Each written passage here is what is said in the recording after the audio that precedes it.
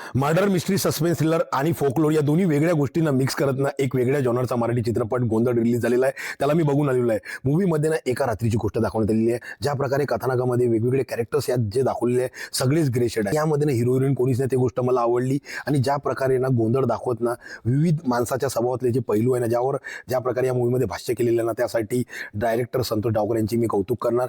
First half जो आहे मूवीचा तो स्लो पेस आहे. त्यामध्ये मॅक्झिमम टाइम जो आहे तो कॅरेक्टर डेव्हलपमेंटसाठी घेण्यात आलेला आहे. त्यामध्ये तुम्हाला असं काही विशेष काही बघायला भेटणार नाही, पण सेकंड हाफमध्ये ना ज्या प्रकारे कथानकाला गती येते आणि ज्यामध्ये जे काही इव्हेंट्स बघायला भेटते ना त्यात ना बऱ्यापैकी जे कॅरेक्टर्सचे मोटिव्ह आहे ना ते तुमच्यासमोर क्लिअर होणार. आणि क्लायमॅक्समध्ये जे बघायला भेटणार ना ते सुद्धा ग्रिपिंग होतं. त्यात जे काही तुम्हाला ट्विस्ट बघायला भेटणार ते तुम्हाला थ्रिलिंग वाटणार. आणि शेवटी ना एकदम एक कॉमेडीचा एक मेटाफोर दाखवण्यात आलेला आहे, तो सुद्धा मला चांगला वाटला. आणि यामध्ये ना ज्या प्रकारे मूवीला शूट केलेला आहे सगळी गोष्ट जी आहे ती रात्रीतली आहे. आणि यामुळे ना जे लाइटिंगचा सुद्धा वापर झालेला आहे आणि यात पूर्ण प्रॉपरली ना एक वन टेक शॉट आहे स्टार्टिंगला. तर मी म्हणणार की व्हिज्युअली सुद्धा फिल्म बघण्यासाठी चांगली आहे. संगीताबद्दल तर बोलण्याची काही गरजच नाही, कारण की इलाईराजा यांचा म्युझिक खूप चांगला आहे. फिल्ममधला बॅकग्राऊंड स्कोर खूप चांगल्या प्रकारे वर्क करते. आणि यामध्ये जेवढे गोंधळाचे सिक्वेन्स दाखवले आहे ना ते सुद्धा ऑथेंटिकली शूट झालेले आहे. असं वाटणार तुम्हाला की तुम्ही तिथं बसूनच आहे आणि ते गोंधळ बघत आहे. आणि यामध्ये एक सॉन्ग आहे चांदणं, ते सुद्धा मला गाणं खूप आवडलं. आणि परफॉर्मन्सेसमध्ये सगळ्यांचंच काम खूप चांगलं होतं. म्हणजे इव्हन छोटे छोटे जे कॅरेक्टर्स याच्यात दाखवण्यात आले ना म्हणजे ते सुद्धा मला चांगले वाटले.